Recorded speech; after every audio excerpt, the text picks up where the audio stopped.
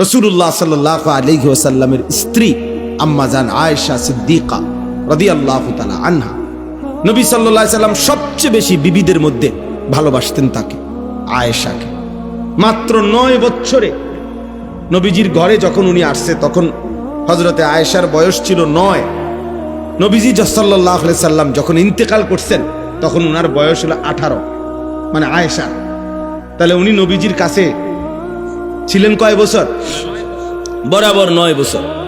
এই 9 বছরে তিনি রাসূলুল্লাহ সাল্লাল্লাহু আলাইহি সাল্লাম থেকে এই পরিমাণ হাদিস শিখছেন, এই পরিমাণ দ্বীন শিখছে, কোরআন এবং সুন্নাহ, যে সমস্ত সাহাবীদের মধ্যে সবচেয়ে বেশি হাদিস বর্ণনাকারী সাহাবীদের তালিকায় 2 নাম্বার, সেকেন্ড এই আয়েশা। সুবহানাল্লাহ। সব পুরুষ পিছে হালাই দিছে, শুধু ফার্স্ট হলো আবু হুরায়রা, আর এর পরের জনে হযরত আয়েশা সর্বাধিক হাদিস বর্ণনাকারী।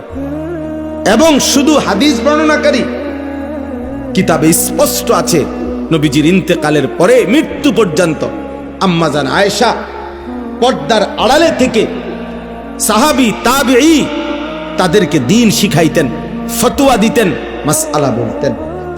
হযরত ওমরের জামানায় রাষ্ট্রীয় গুরুত্বপূর্ণ বহু মাসআলার সমাধান সিদ্ধান্ত নিছেন ওমরের মতো সাহাবীদেরকে নিয়ে হযরত আয়েশার ফতোয়ার আলোকে, আম্মা জান আয়েশার ফতোয়ার আলোকে। ইন্নামাল মাউ মিনাল মা, এই মাসআলার ফতোয়া আয়েশার ফতোয়া। এত বড় সাহাবিয়া ছিলেন তিনি, নবীজির প্রিয়তমা স্ত্রী ছিলেন। ওনার বরকতময় নামে এই মাদ্রাসা। মুসলমানের মেয়েদেরকে দ্বীন শেখা জরুরি। ওয়াযকুরনা মা ইউতলা ফি বুয়ুতিকুন্না মিন আয়াতিল্লাহি ওয়াল হিকমা, এ তো কোরআনের সরাসরি আয়াত। সূরা আহজাবের 34 নম্বর আয়াত। আল্লাহ ডাইরেক্ট বলছে, মুসলিম রমণীগণ, মুসলিম নারীগণ, তোমরা তোমাদের ঘর সমূহের মধ্যে আল্লাহর আয়াত এবং রাসূলুল্লাহর সুন্নাহ আলোচনা করো, পড়ো, শিখো, জিকির করো।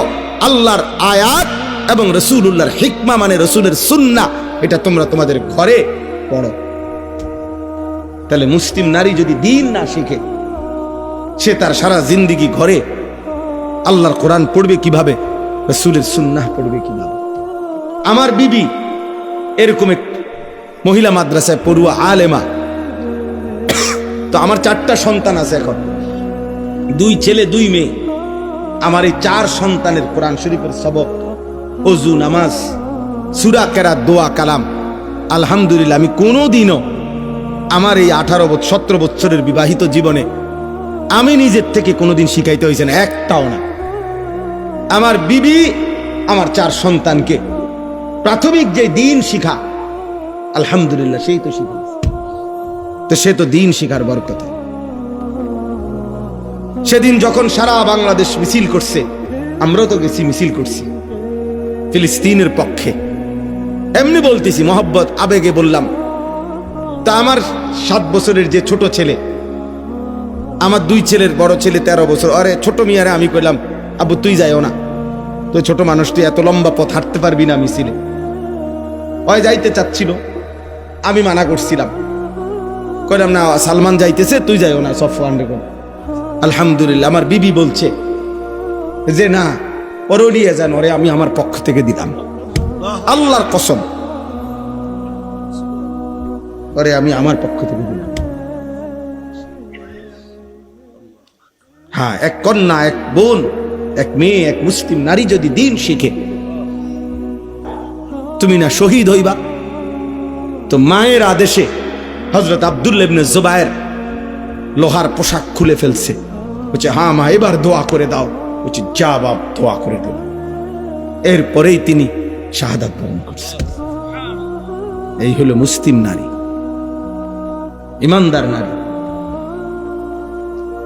এজন্য সবাই নিজেদের মেয়েদেরকে দ্বীন শিখাবেন, আখলাক শিখাবেন, ছেলেকেও মেয়েকেও। আল্লাহ তাআলা তৌফিক দেন, কবুল করেন। এই মাদ্রাসায় আল্লাহ তাআলা বরকত দান করেন, আমিন। আলহামদুলিল্লাহি রাব্বিল আলামিন। মাওলায়ে কারীম আপনি মাফ করে দেন।